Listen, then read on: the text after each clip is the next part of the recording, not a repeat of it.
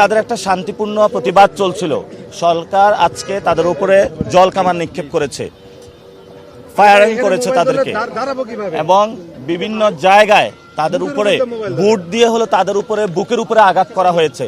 মসজিদে গিয়ে বুকের উপরে আঘাত করা হয়েছে। এটা সরকার একটা বাজে উদাহরণ সৃষ্টি করলো বাংলাদেশে। শহীদ উসমান হাদি ভাইয়ের বিচার আমরা চাই। সরকার যদি আমাদের সবাইকে মেরেও ফেলে, তারপরও এই বিচার থেকে আমরা এক পাও পিছপা হব না। আশঙ্কা করছি এখানে সরকারের ভিতরেও এটার সাথে জড়িত থাকতে পারে। না হলে বিচার চাইতে গিয়ে জনগণের সরকার কেন আমাদের উপরে এই ধরনের অত্যাচারের স্টিম রোলার চালাবে? আমরা সেখানে দেখলাম যে যমুনার ওইখানে এখনো ব্যারিকেড দিয়ে তারা রেখেছে। আমরা এই পুলিশি হামলার প্রতিবাদ জানাচ্ছি। আর আমরা ইমার্জেন্সিতে গিয়েছি, ভয়াবহ অবস্থা। সাংবাদিকদের অনেকের উপরে চোখের মধ্যে আঘাত করা হয়েছে এবং নারীদের উপরে বুট দিয়ে তাদেরকে লাথি মারা হয়েছে। নারীদের অবস্থা খুবই খারাপ, অনেকের পায়ে গুলিবিদ্ধ, অনেকের হাতের অবস্থা খারাপ, অনেকের ব্রেইনের মাথার অবস্থা খারাপ, খুবই বাজে অবস্থা। 30-40 জন ইমার্জেন্সিতে, খুবই ভয়াবহ অবস্থা। সরকার এটা খুবই একটা বাজে উদাহরণ সৃষ্টি করলো বাংলাদেশে।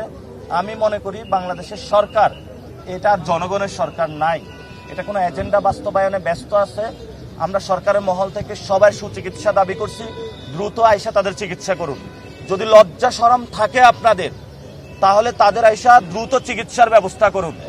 আর যদি লজ্জা শরম না থাকে, আপনাদের এখানে কি হবে আমরা জানি না। অলরেডি মানুষ রাস্তায় নামা শুরু করেছে।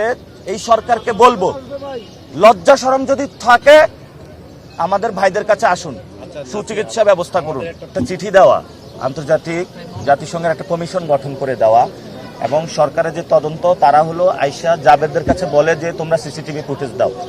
এটা তাদের কাছে তাকে একটা হটকারিতা করতেছে বিচার নিয়ে। এখানে সরকার বিচারে যদি স্বচ্ছতা থাকতো তাহলে পরিস্থিতির সৃষ্টি হতো না।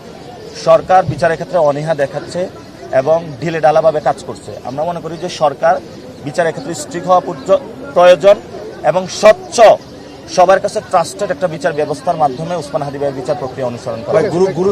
জাবের গুলিবিদ্ধ অনেক মেয়ে আছে, মানে আপনি 30-40 জন আছে ওইখানে, খুবই ভয়াবহ অবস্থায়। ট্রিটমেন্ট শুরু হয়েছে, আমি দেখে দ্রুত চলে এসেছি। খুবই ভয়াবহ অবস্থা।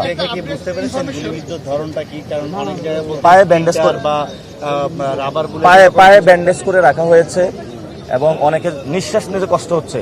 বুট দিয়ে লাথি মারছে তো। আবার অনেকগুলা মেয়ে দেখলাম মানে এখনো সেন্সলেস অবস্থায় আছে। গুলি তো অনেক ধরনের হতে পারে, রাবার বুলেট হতে পারে, স্প্লিন্টার হতে পারে, অনেক ধরনের হতে পারে। এই পর্যন্ত ফুল ক্লিয়ারেন্সটা এখন আসে না। তবে গুলিবিদ্ধ হয়েছে এটা ঠিক। এখন গুলির ধরন কোনটা সেটা স্পষ্ট এখনো করা হয়। ওকে।